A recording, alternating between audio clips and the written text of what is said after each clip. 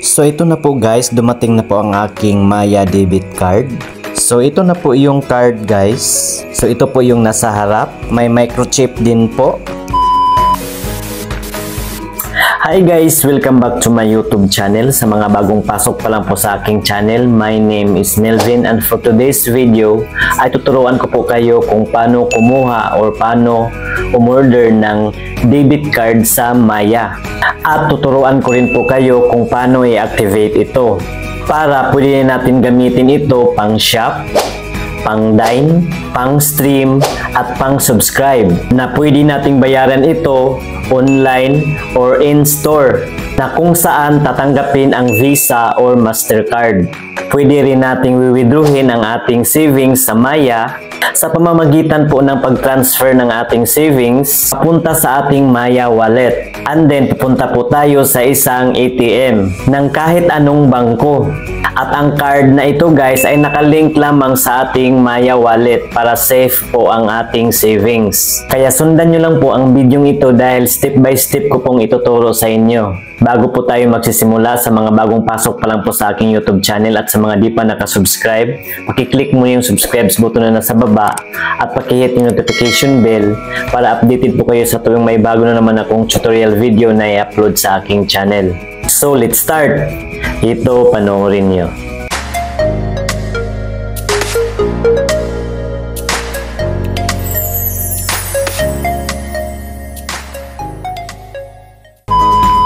So ayan po guys, nandito na po tayo sa aking Maya dashboard. Ang una po natin gawin ay i-click itong cards.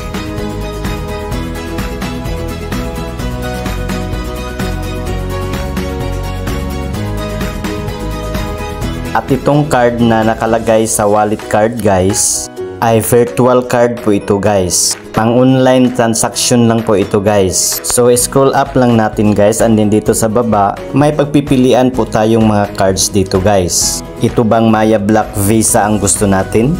Ito bang Maya Black Mastercard?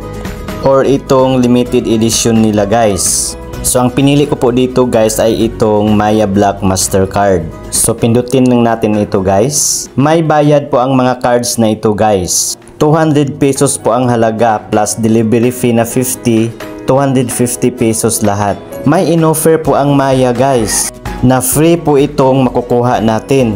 Pero may mga steps pa po tayong dapat sundin para makuha po natin itong card na libre. Una, kailangan pa po tayong mag-open ng savings account sa Maya. Pangalawa, kailangan mag-deposit pa po tayo ng 250 pesos at mag-spend ng 500 pesos. At dito sa step number 3, that's the time na mag-order na po tayo ng Maya card. At makukuha natin yung cashback na 200 pesos kung matanggap na po natin ang ating in-order na card. Ang sa akin guys ay hindi ko na-avail yung free dahil hindi ko na-comply itong 3 steps. So ngayon guys, ang next po natin gawin ay lagyan po natin ng check itong may maliit na box kung gusto nating lagyan ng username ang ating debit card. Pero kung hindi, kunin lang natin itong check na nakalagay dito sa add my username. So sa akin guys ay gusto ko pong lagyan ng username. So ayan, nilagyan ko na lang ng check. And then scroll up natin guys para ma-fill up pa natin ang ating delivery address. At ayan po, nakalagay na po ang ating address information na nilagay po natin sa pag-open po natin ng ating Maya account. I-edit lang natin guys kung may nabago po sa ating tinitirhan or kung saan natin gustong ipa-deliver ang ating card. Tulad po ng ating contact number, dahil tatawag po yung delivery man sa araw na i-deliver na po ang ating card. Next po natin ilagay ang ating country. Next ang ating province, kung anong city, barangay, house number, building name or street. Kung may landmark po guys, pwede po nating lagyan. And then ang zip code. Kailangang tama po ang ilagay po nating address guys para hindi magka-aberya ang delivery. And then last dito sa baba ay ang ating email address. At pagkatapos nating ma-fill upan ito guys, i-click natin itong continue dito sa pinakababa. At ang next po natin gawin ay double check po natin guys kung ano po yung mga information nating nilagay, baka may mali, at ang ating delivery address. At pagkatapos nating ma-check, kapag okay na, i-click na natin itong confirm. At ayan po, automatic na ibabawas sa ating Maya Wallet ang bayad ng card at ang delivery fee na 50 pesos. So 250 pesos lahat ang mabawas sa ating Maya Wallet. So kapag naka-decide na po tayo, i-click lang natin itong continue. And then i-click natin itong pay now.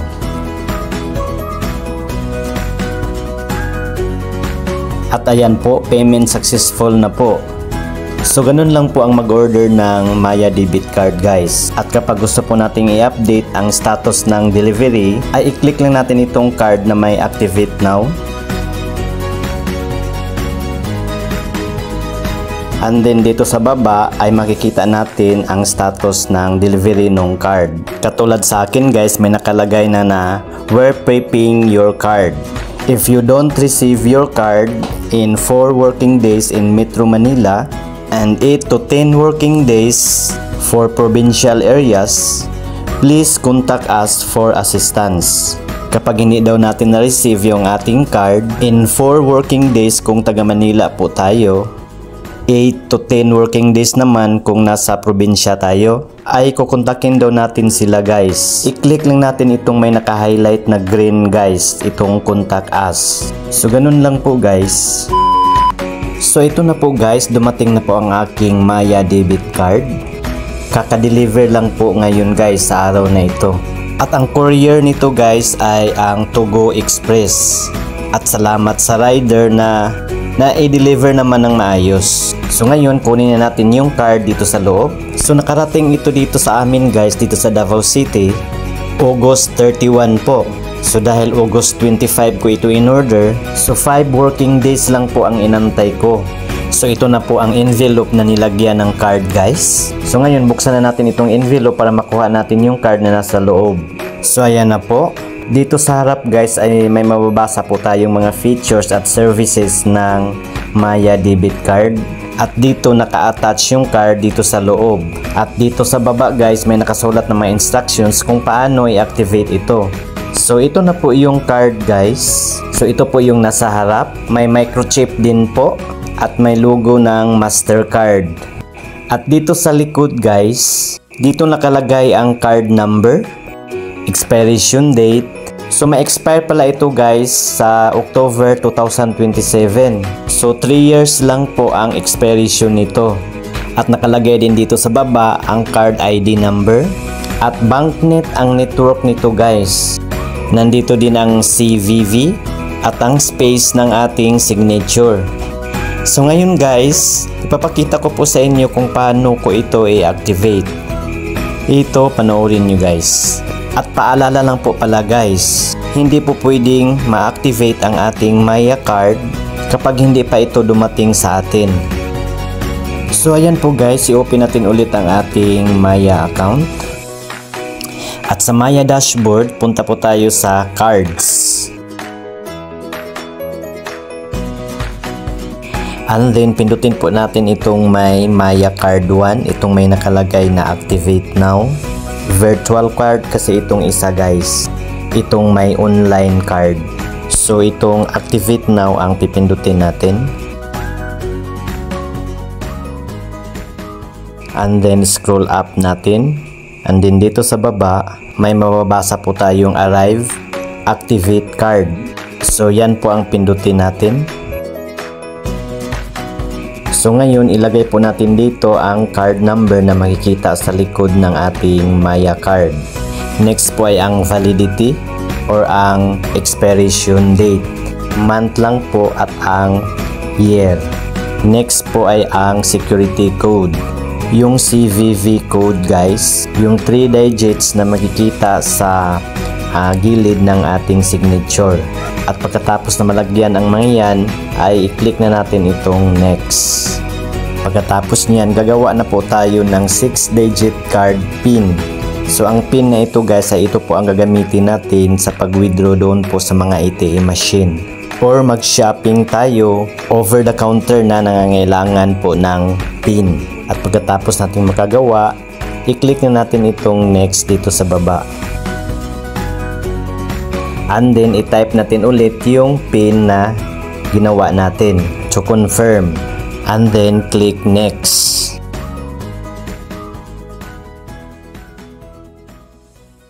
Your card is good to go. You can now start shopping online and in store or withdraw from any nearby ATM. So okay na po siya guys, pwede na natin gamitin ito kahit saan. So i-click na natin itong done. At pagkatapos kong inactivate ito guys, ay nag-withdraw kaagad ako doon po sa ATM. At magkapareho lang po sila guys sa mga debit card sa ibang bangko. At kung mag-withdraw po tayo guys, ay yung savings ang pipiliin natin, wag yung current. At magkapareho pa rin ang service fee guys. May 15 pesos, 16 pesos, or 18 pesos. Depende po kung anong ATM na bangko ang inyong pinag-withdrawhan. Ang maganda lang po dito sa Maya Debit Card guys, kapag gamitin natin ito, ay marami po tayong rewards na matatanggap galing po sa Maya. Tulad po ng mga vouchers, points, bonus, at marami pa pong iba. So yun lang po guys. Sa mga wala pang account sa Maya guys, at sa mga gustong mag-open ng Maya Savings, may tutorial video na po ako sa mga iyan.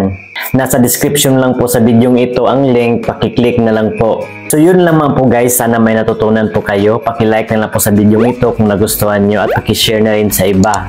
Para sa mga kalagdagang katanungan, pakisulat na po inyong mga tanong dyan po sa comment section sa baba. So yun lamang po guys, see you again sa next kong tutorial video. Goodbye, God bless.